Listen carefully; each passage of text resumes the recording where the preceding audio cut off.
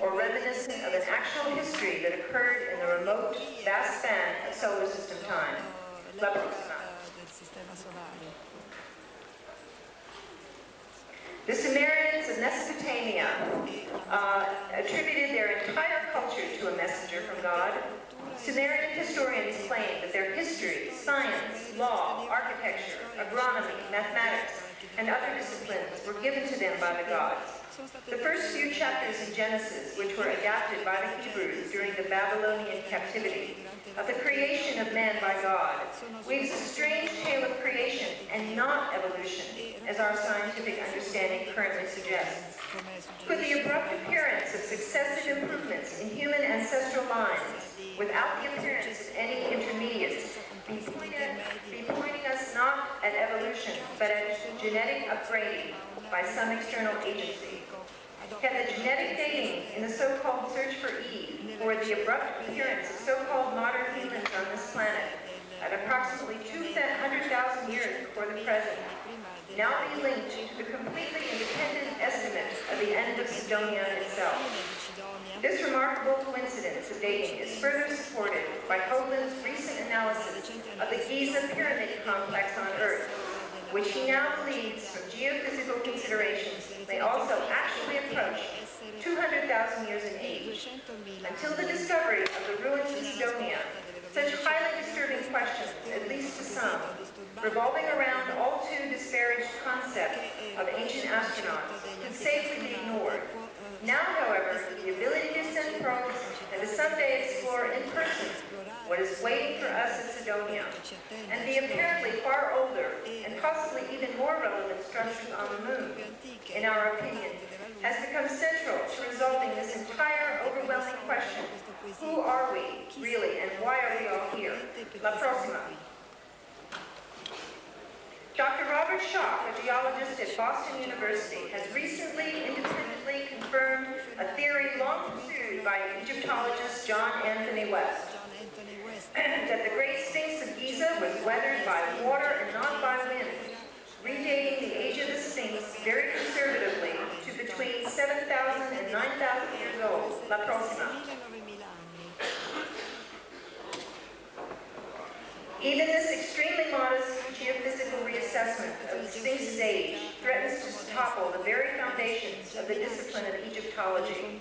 La prossima. When one examines the evidence, there is no doubt that the Sphinx and the surrounding enclosures have been extremely damaged over a much longer period of time, especially consider that it was excavated from sand up to its chin, and should have been protected from erosion for the centuries that it was said to have been covered up.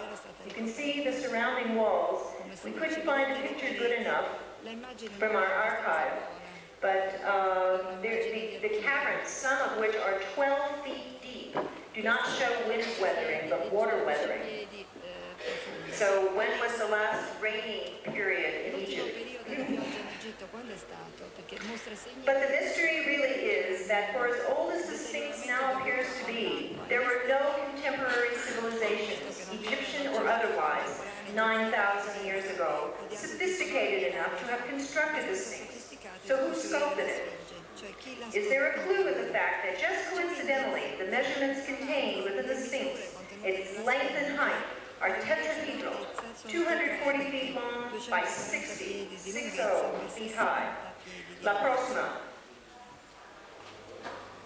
Authors Richard Thompson and Michael Cremo, writing in Forbidden Archaeology, reveal other, even more provocative evidence that mankind may be far older than we have been told.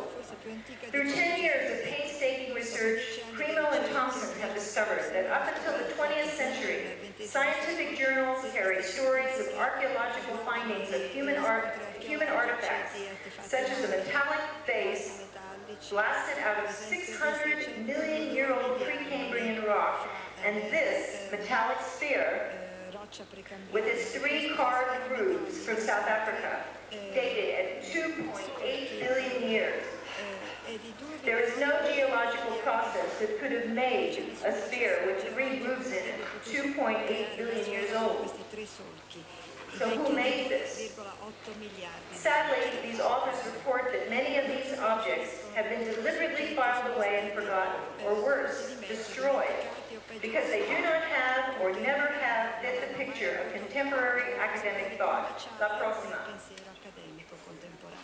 And finally, research by Stan Tenen of the Nehru Foundation in California has confirmed that the Hebrew letters, long considered sacred by the Hebrew people, the sacred Greek alphabet, and the Arabic, all seem to be derived from a sophisticated algorithm reflecting the geometric principle embodied in spiral movement of energy outflow between dimensions.